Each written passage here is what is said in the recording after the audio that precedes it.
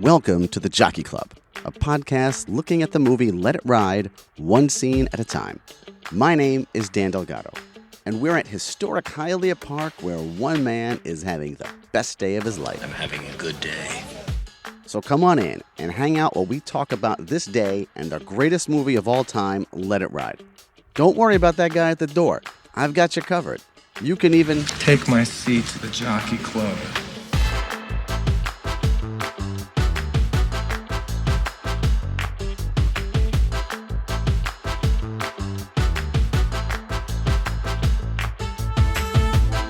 Welcome back to the Jockey Club. My name is Dan Delgado.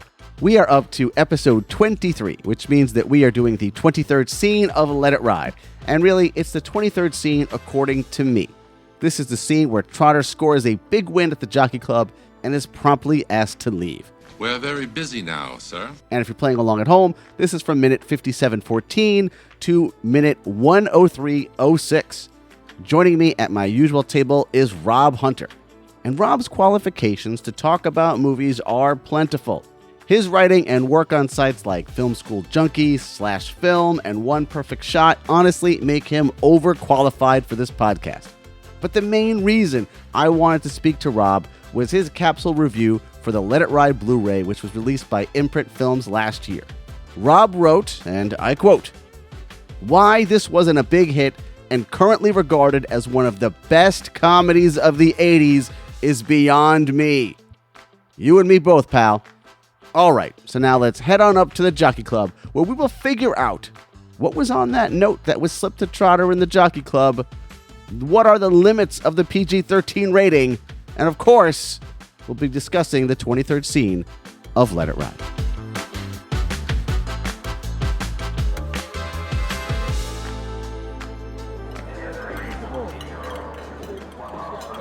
Yeah. All right, so my first question that I always ask someone who hasn't done it before is, when was the first time that you saw Let It Ride, and do you remember what your initial reaction to it was? Yeah, and having listened to a few of your guests, a few of the episodes, I feel like a poser here, an imposter, but my first time was last year in April when Imprint put out that Blu-ray. It's a movie, like, I'm old enough to have seen Let It Ride sitting on the video store shelves, constantly, like a Blockbuster, mom and pop shops.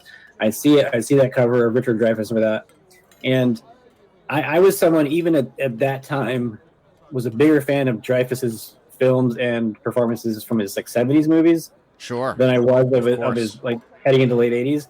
Down and Out Beverly Hills, a couple others. I mean, the way he ramps things up, if the material is not right, it read to me as more obnoxious than funny. And so I would see this one and see him mugging on the cover of the box there and be like, yeah, well, this is going to be just a loud comedy that I don't care about. So I just never sought it out. And no one ever told me to seek it out. No one ever talked about it. No one ever sang its praises. So yeah, it wasn't until Imprint, that Australian label, put out its worldwide Blu-ray debut of this film. And I was like, okay, finally, I guess I'll watch it. And I laughed my ass off through the whole movie. And I got to the end, and I was literally just like, I'm flabbergasted. Why are people not talking about this movie? Why is this not held in the same esteem as stuff like Outrageous Fortune and stuff like that? Was it one? Not Risky People. Whatever. There was a batch of movies in the 80s. Ruthless People. Ruthless People. There yes. You go. Like those kind of movies is where I think this felt like to me. Like, why isn't this in there? I guess it's not a multitude of lead characters that you can kind of the female characters are supporting roles and a bit kind of stereotypical in their various setups. Anyways, I think they grow beyond that. Right. Sure. But initially, they're kind of stereotypical. Absolutely. So, yeah. So maybe it was just that I don't know. And I've watched that on the disc. There's that making of with the audio interview with the director. Oh yeah. And he talks about the various things with it. And even though I disagree with everything he says about that lead scene, great. It looks great, but yeah, lose that shit. That should have been gone. So I'm happy about that. That makes for a fascinating DVD extra. But yeah, you put that at the beginning of the movie, and it's a completely different movie. It doesn't fit. Yeah. Completely different, and it also I think it's just stating things out loud that we pick up if you're paying attention, that you pick up throughout the movie anyways. Mm-hmm. So I'd rather actually kind of see and experience and realize this line he's walking between, loser and, just an okay guy, because he is unlikable, but also you root for him the same way like some of the characters do in the film. And I think that you get all that through seeing him in action rather than him standing there telling you, oh, well, here's my life story. Again, interesting. And, Dreyfuss is great in that scene, but Yeah. it definitely would not have started the film on the same foot. Yeah, no. That movie seems like it's, I probably have said this a dozen times. It's, it's the gambling version of Clean and Sober is what that scene is going to make you think you're walking into. You don't think you're not watching that scene. Like, I feel like if you watch that scene, you're kind of almost like, oh, please don't gamble anymore, because we saw you at the at the Gamblers Anonymous with all the people, and you were making such progress, and now you've slid. Like, oh, it's just, lose that scene. Lose the scene, because it definitely puts a different kind of a pallor on it. And the movie is flat out a comedy. I know that listening to some of your guests, people have had differing thoughts on like the film's kind of take on gambling, and if there's actually, like a message or whatever, if there's actually like it falls one side or the other. And I think even though it leans occasionally towards like, hey, this lifestyle, not cool, whatever. And there are a couple of very dark beats in this movie. Oh, for sure. Even though I'm laughing my ass off again throughout various other parts of it. I mean, like the bit I know it's not the scene we're here to talk about, so sorry. The bit in the bar earlier in the movie when the bartender's like, telling everybody about the time that Trotter, had to pull a $5 bill out of his butt. Oh yeah, that is, everybody's laughing so that, but that is soul crushing. Oh yeah. It shows you where he has been, where he might very well be again in the future. It hits hard. But then again, a couple minutes later, you're like busting out of your gut with another laugh again. So, yeah, that line, it's really rough because you see how dark it has gotten for Trotter at times, but also just how dark everyone in that bar is as well. That, hey, let's tell this horribly humiliating story, and everyone's now gonna laugh at you. It's just brutal. That's a brutal moment right there. Absolutely. That whole crowd is fascinating. Obviously the two different crowds there, and then also at the Jockey Club.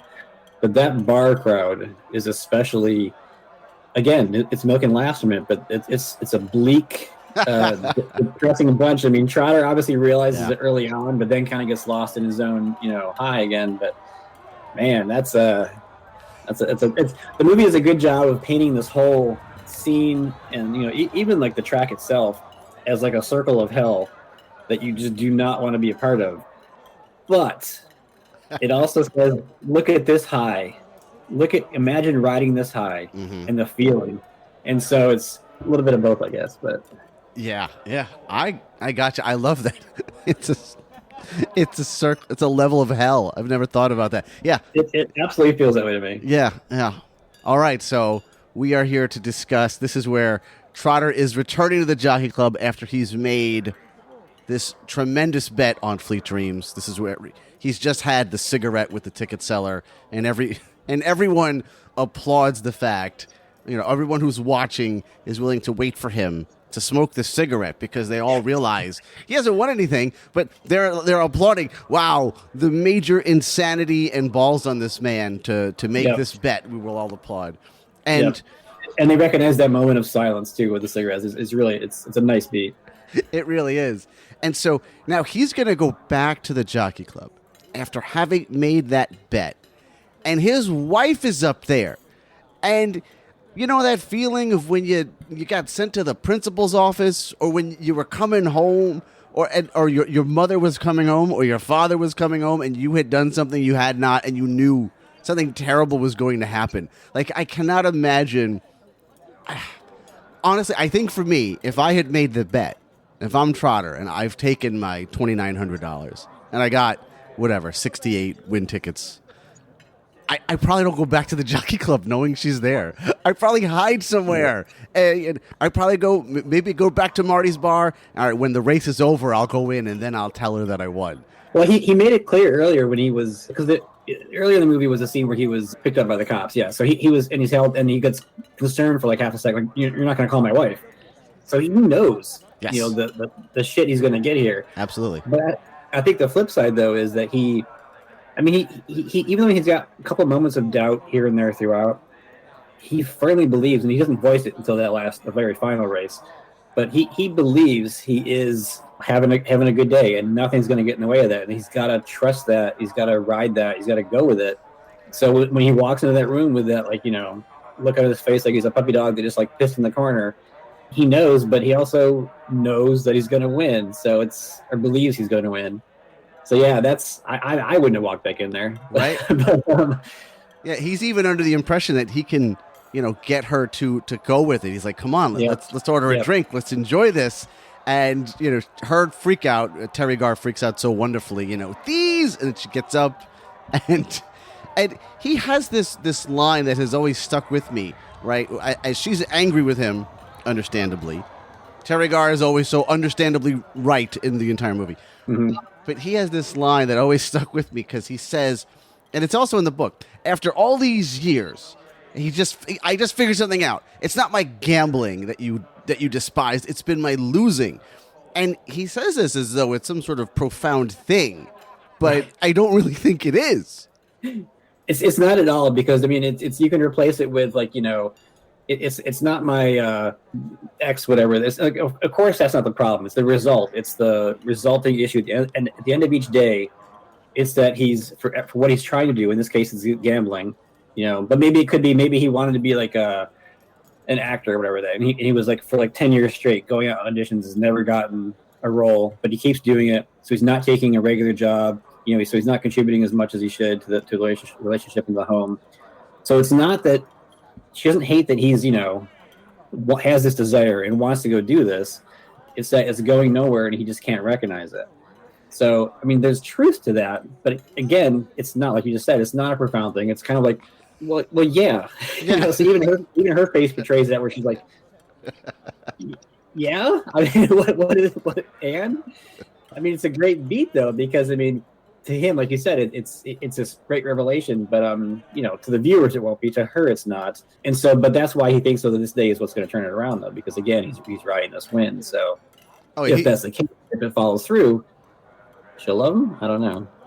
He is supremely confident because as she's leaving, he says, "Do you want me to call you after I win?" Which is an awfully confident thing to say. She says, "Call this," and it's the middle finger. Yeah. Okay, so one of the things that my brother who's frequently on the show, and I know. Oh yeah, all the time. When you need somebody that you can just constantly pester, go to family. If they tolerate you. It helps that the guy knows the movie back and forth too, so that doesn't hurt. Yeah, it really does. So he has this thing with this moment where Bernie, or Alan Garfield, walks over to all the tickets that are sitting in front of Trotter. It's real quick. He picks them up. He picks up a couple of them, looks at him, and he goes, "You're looking at 69 grand, or you're looking at nothing." And it's just that instant math that he has done it has to be impossible. There's no way he can know how many win tickets there are. Like, does he have that odds memorized? It's just really oddly funny. It's oddly funny, but it kind of it plays to the way a lot of these people in the movie act. Mostly Trotter, obviously. The way he turns everything into like figuring out, like, okay, well, how much money would this person make? Yes. How much he does it now? He's verbalizing math in his head, whereas the other guy just kind of gets to the result. But it's the same kind of principle where it's just like that's at the forefront of these guys' minds. The ones who are there, every day or nearly every day. The ones who are making it's not a career because that guy has his envelope business. But this is where he's putting his mind. Yeah. And so it's absurd, but it's also like, yeah, sure, I can judge the stack and bam, bam, bam, boom, and there's the answer. Sure, I get that. I would have never even noticed this, but now it stands up all the time. I'm sure it was probably 10 times I'd seen the movie before this mathematical oddity had shown up, even though the movie's full of mathematical oddities. Yeah. And I like too that the way he says it too is very dismissive. It is. He would love to win 69 grand, obviously, but he's very kind of like, either this or that, either way, chump, you're still a loser, kind of thing is what he's saying in his tone and stuff like that. Yeah. And that's funny too, knowing what his situation is. Okay, so now what we have is that we've got Vicky, and then we have Mrs. Davis, who is a name you only know that Michelle Phillips is Mrs. Davis if you look at the screenplay. I don't think they ever say her name. But I got it from IMDb. Yeah, exactly right. Yeah, exactly right. So they both are into Trotter, but then he gets the note from a third woman. right? And it's this incredibly old woman, and he looks at the note, and then he looks at her, and she's smiling at him, and then she starts coughing. So, okay, Rob, what's the note say? Well, if you look at the progression, so Vicky says like poor Trotter, which is, got the implication there, like, oh, you're poor baby, you need someone to like, to help out. Phillips goes a bit further, saying she's got the house in the Bahamas and she loves a man with guts. Like, I mean, it's as forward as her earlier comment about being on the pill. Yeah, she's making that clear. So this lady is clearly saying, I can last 3 minutes off my oxygen, something like that. I don't know. Some implication where she's gonna make it worth his while. All right, I'm going with I can last 3 minutes off my oxygen. I like that. That's good. I don't have a better one. Okay, so the horse race starts, and Trotter starts out kind of calm, but then as the horse race starts going, he's getting into it. He's watching with binoculars. Vicky is losing her mind the entire time. Come on, baby. And the Jockey Club is completely bananas over this race. It's like it's the Kentucky Derby, even though it's like whatever it is, the fourth race on an average Sunday or whatever it is, right? But they're all going bananas. Saturday, Dan? I'm sorry? It's a Saturday, Dan? Oh, is it Saturday? Oh, you know what? Saturday at Hialeah Park. I should know better. What's this podcast again? Let's not discuss it. Anyway, they're going absolutely nuts over this race. Trotter wins. Vicky jumps all over him, knocks over a table, knocks over Mrs. Davis. Okay, so here comes my question to you, Rob. Because Trotter freaks out, and freaks out in a completely wonderful Dreyfus way that I don't think he's ever freaked out quite like this before. Mm-hmm. He says, fucking foul. He's just like a word salad. But he throws fuck out there. And the reason I'm asking you about this is because there are at least 3 times someone is saying fuck in this movie, and it's a PG-13 movie. What are your thoughts? Man, I assumed it was R, really. Ah, yeah, you see that? Yeah, because also Bernie says it in this scene after the horse, that's why I assumed it was R, because there were several fucks in it. Yes. I did not realize that. Okay. I'm glad you're with me on this. Yeah, so what is this? Is 89 or something like that, right? Yeah, it's 89. I guess we're real loose on the PG-13 in 89. Yeah, because they've been super hard with it. I mean, it's pretty much you get the one fuck. But maybe, man, I don't know. Yeah, there's at least like 4 in the movie because there's easy. Yeah, no, that's surprising that they would. I mean, maybe it's one of the movies where the MPA didn't care. They're like, shit. They already knew no one was going to watch the movie. They're like, whatever you want, go ahead. Good luck with your horse racing thing. It makes me wonder if because clearly that means that the MPA cracked down on language at some point after that. So now I'm wondering what movie it was that triggered them to say, you know what, we're going to start giving R's for language too. Yeah. Interesting. Anyway, so getting back to the action, and any thoughts on the Trotter frenzy? He's speaking in tongues at one point as the horse race is going on. I mean, it's you totally understand it because again, he walks, the character and Dreyfus walks a very careful line between confidence that I'm doing the right thing, I'm letting it ride, I feel this is right, I believe it, so like that. But then also, as it's happening, holy shit, this is happening, holy shit, he doesn't believe it, and so he kind of is always walking that.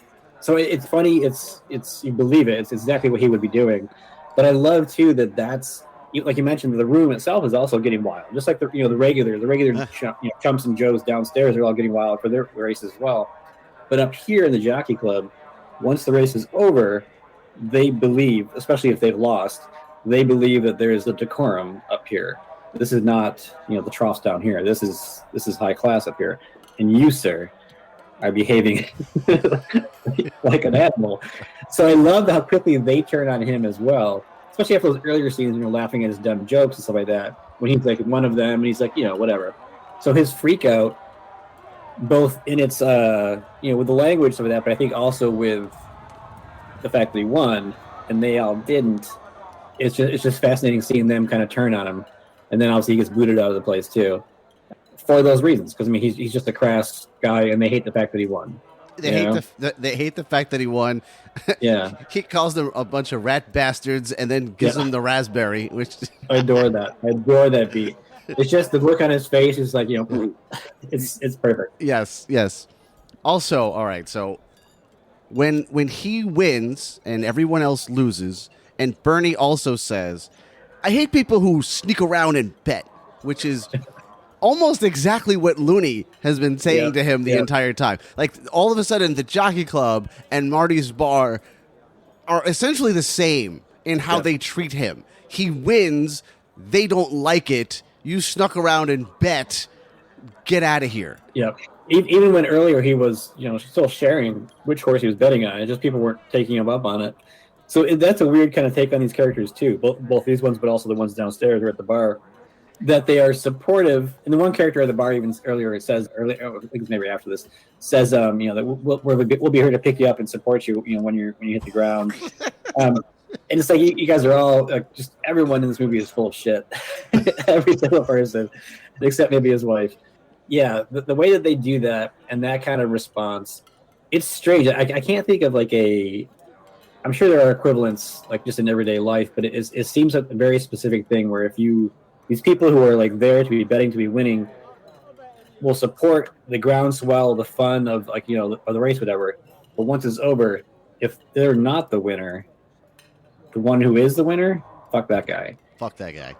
It's just but then the next race, they'll all be back together cheering again. And then after it's over, fuck that guy. You know what I mean? It's just it's a strange thing. But up there in the Jockey Club, though, whereas down below, it's kind of like they turn away or they say whatever. The Jockey Club, it seems to come with the side of snobbery almost. Even though they're all sitting there in this fucking place, betting wads of cash, wasting their day, losing wads of cash, they're all in the same boat. They feel like they've got the upper hand, even though this other guy won. It's a fascinating scene. And it's funny. I'm laughing at it, but it's also still kind of on a sociological standpoint. It's a funny little microcosm of people that just don't make sense. Absolutely right. It's almost like inside, all of these people are essentially the same, even though outside, some of them have money and have better manners, and some of them don't, and some of them don't. Right? I always love where Bernie starts saying, I used to know a kid who used to cover up his answers like a real sissy, and Trotter's "Who cares?" which is like the line delivery of "Who cares?" It's so funny. I used to do a radio show. I used to have that as a drop that I would just throw in all the time. Who cares? I mean, I'm sure there are numerous times a day that's a fitting response. So exactly. I just rewatched it again today with my wife, and she enjoyed it too because she doesn't understand why I've been watching this movie a few times over the past year. But she laughs. It's all good. It's a film that does such a good job, I think, of, I already mentioned it, but kind of like that dichotomy of, hey, this whole thing is bad. These people are a lost cause, whatever. But we're having fun with it, and it's not even I don't think the movie is even. In fact, I would say definitively the movie is not making fun of these people. Right. It's not poking fun at their, addiction on the serious end or stupidity on the low end. It's not. It's just having fun with this kind of ensemble, because at the end of the day, most of these people in the movie, at least, I'm sure in real life it's a lot different, but in the movie at least, they're okay. You know what I mean? They're not gonna. You hear the horrible stories of that here and there, but for the most part, they're okay. They're gonna go home. They're living their life.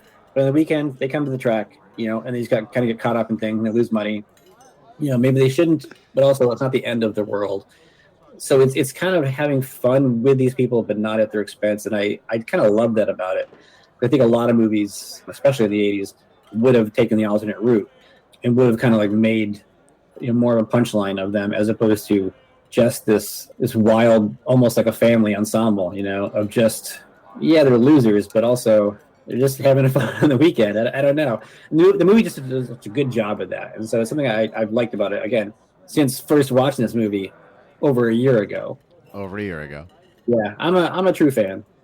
So, well, it was your DVD review that is what put me onto you. I started to pester you about doing this, is because I read that and I said, oh, look at this glowing review. I need to speak to this guy. This guy, he's one of my people. I got to talk to him. Where was he 20 years ago, 30 years ago? Whatever the hell it is. What are you going to do? No one was there 30 years ago. I know. And again, I was ignoring it on the shelves. But I mean, that's the beauty of Honestly speaking, this is totally off tangent, but that's the beauty of physical media too, because one, this movie's not. I mean, once in a while, maybe pops up on streaming, but it's nothing that ever gets kind of like highlighted. And so it took coming to Blu-ray, physical media, to catch my eye, which then got me talking about it. Other people saw it as well, and so I mean, I don't know. There's something to that. It's kind of old-fashioned, sure, but it's kind of also a present. Weirdly, I don't know. Yeah. I hadn't thought about until you said it. That box, that image that they have of him. All right, so I'm guessing it's the one where he's like looking up and money's raining down, and that box that you looked at and you said, "Ugh, look at this. This looks obnoxious." And I wonder how many people had the exact same thought as you. I've never thought that was a great image for this movie. It's not. And I mean, and again, if you pair it with what, at least for me, with what my current mindset was about Dreyfus, which is like all this kind of stuff, it just is not something that really appealed. But again, live and learn. And so it took me a few decades, but you realize that, eventually that part is in here. But one, he does it just beautifully when he does it, when he goes from 0 to 100.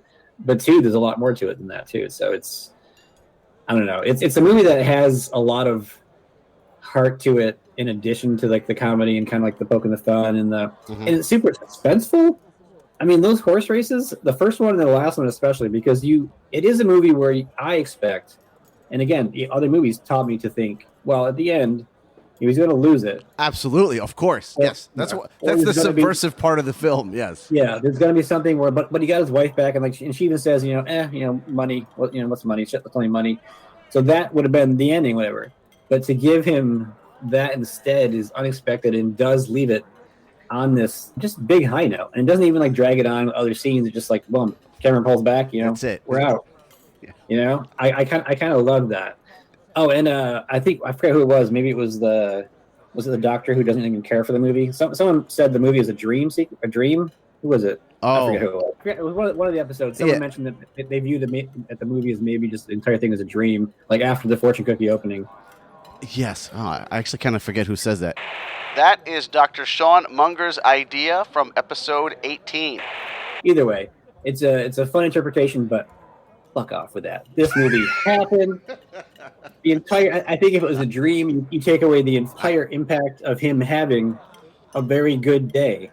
Absolutely. Yeah. And so it's real. Now, I think if he comes back the next day and he bets, he's back to being a loser.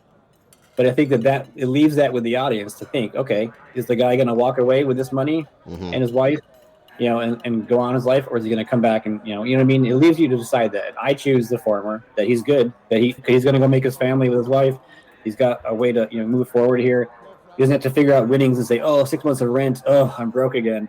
That whole thing, he could actually get on with things. And so I think it's great. I love your optimism about what happens after. I kind of go with that too. I also don't know how realistic it is knowing the character of Trotter, but I do like to think that all of the things that happened, right, where his marriage seems to be okay at the end, and yeah, like maybe this has made him whole as a human being, and now he can move on with his life. And I think too that because the way the movie starts, even without that deleted scene, he seems pretty good to go. Like, okay, I'm not going to gamble. We've got this plan. We're going to move forward here, whatever. And it's not until he gets the promise of a sure thing, which it would be hard to resist, even if you weren't somebody who was already prone to gambling.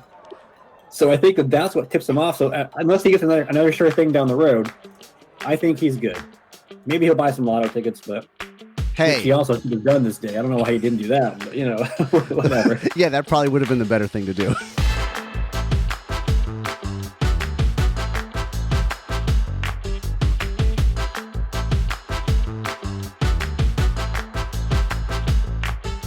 Thank you for listening to this episode of the Jockey Club. This episode was hosted and produced by me, Dan Delgado. Thank you to my guest, Rob Hunter. There will be a link to Rob's info in the show notes. Our theme music is from Epidemic Sound. Our cover art is by Sean Labrie. If you enjoyed this episode, and I certainly hope that you did, then you can help the show out by buying me a coffee. This is really a thing. There's a link in the show notes on how to do it, and a couple of you out there have actually done it. You know who you are, and so do I. It's very much appreciated by the entire Jockey Club crew. which is really just me, but still. Now, if you're saving up your pennies to bet on the 4-horse, I understand. You can still support the show by leaving a free 5-star review on Apple Podcasts, Spotify, or wherever you may be listening to this. Go ahead, take a look. If there's a review option, feel free to take advantage of it.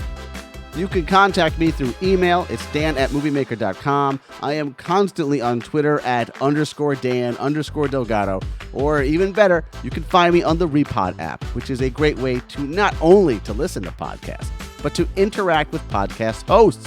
Find it in your app store. Come on by and say hello. This has been Dan Delgado for the Jockey Club. And remember, sometimes you could be walking around lucky and not even know it.